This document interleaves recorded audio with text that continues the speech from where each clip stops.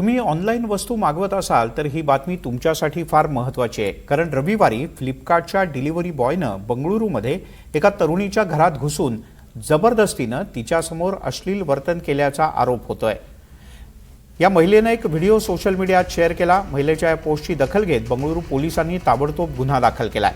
यानंतर आरोपीला अटक करण्यात आली। डिलिव्हरी बॉय तरुणीच्या घरी पार्सल देण्यासाठी आला होता आणि यानंतर त्यानं शौचालय वापरण्याची परवानगी मागितली। महिलेनं नकार दिला असता तो बळजबरीनं घरात घुसला आणि वॉशरूममधून बाहेर पडताच त्यानं तिच्यासमोर अश्लील वर्तन केलं। दरम्यान या घटनेनंतर पोलिसांनी फ्लिपकार्टच्या कर्मचाऱ्याला अटक केली आहे। मात्र या धक्कादायक घटनेमुळे ऑनलाईन शॉपिंगच्या सुरक्षिततेबद्दल प्रश्नचिन्ह निर्माण झालंय।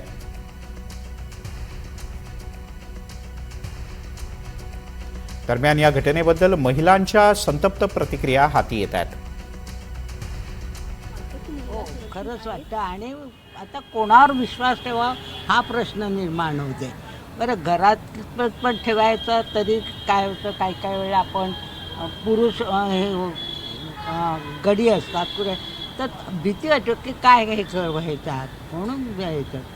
मला असं वाटतं महिला सुरक्षित नाही आहे। आपण वाचून ऐकून आणि बघून जे आपल्याला मनाला जो त्रास होतोय, जे क्लेश होत आहे त्याच्याबद्दल म्हणजे आपण निशब्दच आहोत। आपण, आपल्याला शब्दच नाही आहेत की मानसिक विकृती इतकी वाढलेली आहे पुरुषांची की ते कुठे जाऊन थांबणार आहे हेच समजत नाही। आता म्हणजे मुलगी जन्माला घालणं किंवा मुलगी जन्माला येणं हे लक्ष्मी आपल्या घरी आली म्हणून आनंद साजरा करायचा की उद्या पुढे मोठी झाल्यानंतर तिच्या आयुष्यात काय त्रास, कुठचा प्रसंग असेल हे आपण काहीच आता तिचं भविष्यच आपण वर्तवू शकत नाही आहे। साधारण मला असं वाटतं की 2014 सालापासून मी जितके बघते, आता न्यूजपेपर उघडला की कोणावर तरी बलात्कार, 2 महिन्याची मुलगी असू दे, 4 महिन्याची मुलगी असू दे, 4 वर्षाची असू दे, 60 वर्षाच्या बायकांवर सुद्धा बलात्कार झालेल्या न्यूज मी वाचलेल्या आहेत। त्यामुळे महिला कितपत सुरक्षित आहेत ह्याबद्दल तर बोलणंच नाही, बोलू शकत नाही।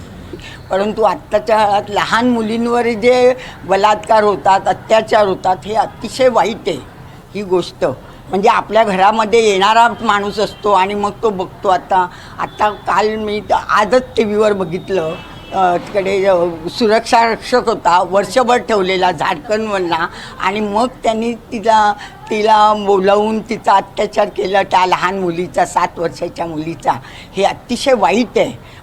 मला ह्यावर एक नामी उपाय म्हणजे आईवडील वृद्धाश्रमात न जाता एकत्र कुटुंब पद्धती यावी असंच मला वाटतं। कारण जेणेकरून जर आईवडील नोकरीला, जॉबला जात असतील तर आजी आजोबा घरात असतात, भले त्यांना काही शक्ती ताकद नसू दे पण लक्ष ठेवायसाठी ते असतात। शिवाय आपण मेड वगैरे ठेवतोच त्याच्यासाठी, त्यामुळे त्याचं काही हे नाही। एकत्र कुटुंब पद्धती परत यावी असं मला वाटतं।